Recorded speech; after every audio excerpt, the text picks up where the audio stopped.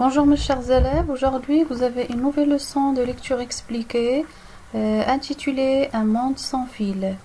Alors prenez vos manuels à la page 150, observez bien la forme du texte et répondez aux questions suivantes. Alors, est-ce que ce texte est un roman, est une bande dessinée ou bien est une recette de cuisine? Vous avez déjà découvert c'est quoi la recette de cuisine et vous connaissez bien sa forme. La deuxième question, d'après les illustrations, qui sont les personnages de ce texte et où se trouvent-ils?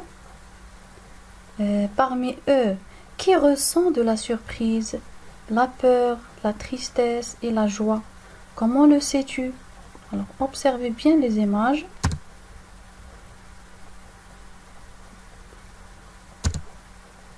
Alors pour les réponses, la réponse de la première question, le texte est une bande dessinée. Il raconte une histoire en une succession d'images alignées.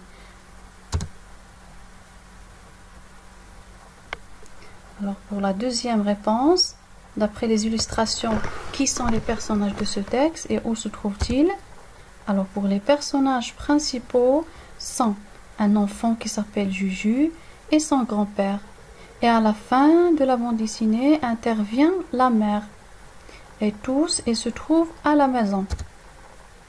Pour la deuxième question, parmi eux, qui ressent de la surprise, la peur, la tristesse et la joie?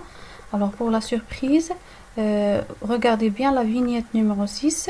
C'est Juju qui est surpris. Il ouvre de grands yeux ronds. Et dans la vignette 7 aussi, il tourne vite la tête et s'interroge. Et dans la vignette numéro 8, c'est la maman qui ressent de la surprise. Il tourne vite la tête, ouvre de grands yeux et s'interroge.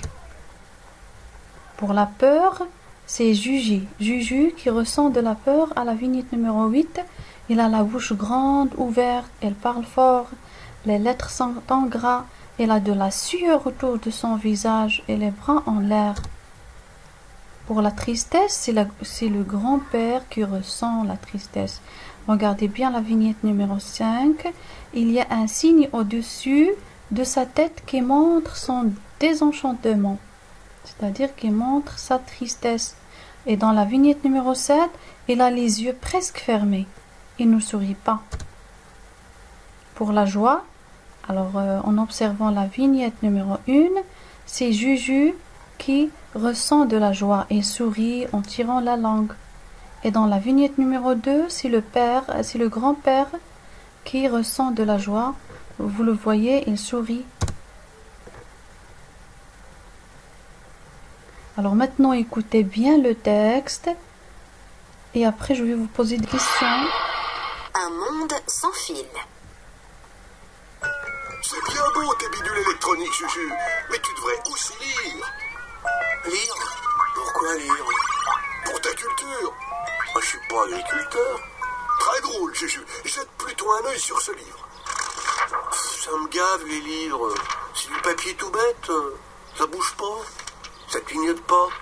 Puis maintenant, tout passe par écran. Ou iPod, ou iPhone.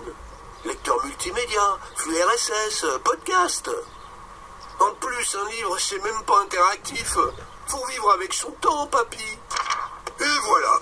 Fini les beaux livres, les illustrés, les almanachs, les annuaires, les catalogues, les guides, les indicateurs, les registres, les vadémécums, les aides-mémoires, les glossaires, les mémentos, les monographies, les traités, les abécédaires, les pamphlets.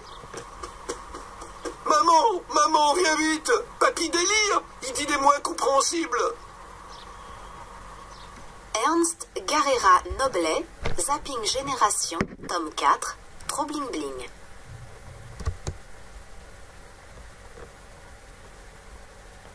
Alors après avoir bien écouté le texte, on va expliquer les mots difficiles qui existent dans ce texte. Alors il a dit des bidules, ça c'est familier, c'est un sens familier. Ce sont les choses dont on ne sait pas exactement le nom. Alors le synonyme c'est truc, chose. Alors les bidules ce sont des trucs. Pour la culture, c'est les connaissances que l'on a.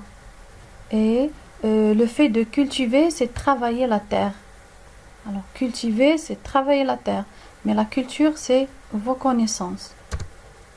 Agriculteur, c'est la personne dont l'activité a pour objet la culture du sol.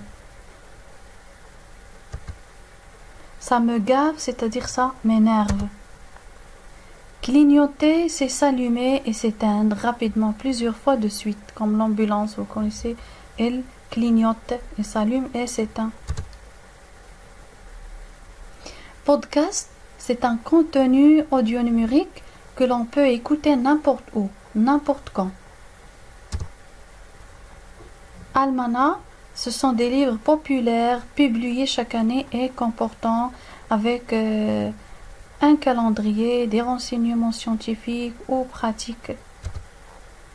Les vade-mecum, ce sont des guides, un manuel que l'on garde avec soi pour le consulter.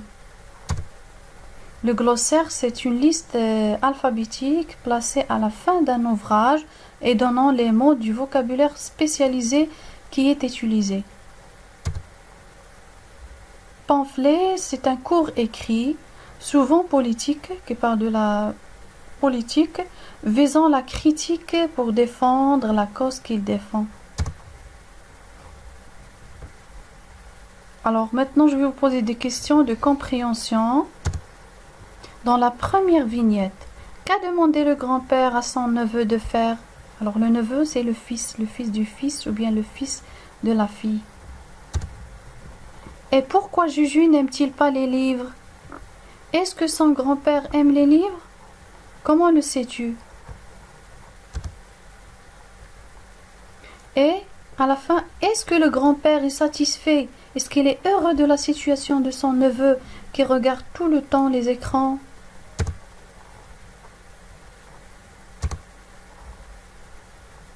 Alors, pour la première réponse, dans la première vignette, le grand-père a demandé à son neveu de lire. Pourquoi Juju n'aime-t-il pas les livres? Oui, exactement, Juju n'aime pas les livres parce que ça ne bouge pas et ça ne clignote pas, ce n'est pas interactif. Est-ce que son grand-père aime les livres? Oui, bien sûr, le grand-père aime les livres et l'on en parle avec beaucoup de tristesse quand il se rend compte que l'époque de l'amour du livre révolue. Il fait la liste de tous les livres qui existaient à son époque. Est-ce que le grand-père est satisfait de la situation de son neveu? Bien sûr, non. Il n'est pas heureux pour la situation de son neveu qui regarde trop les écrans et ça n'est pas bon pour sa santé. Merci pour votre attention et n'oubliez pas de bien lire le texte plusieurs fois.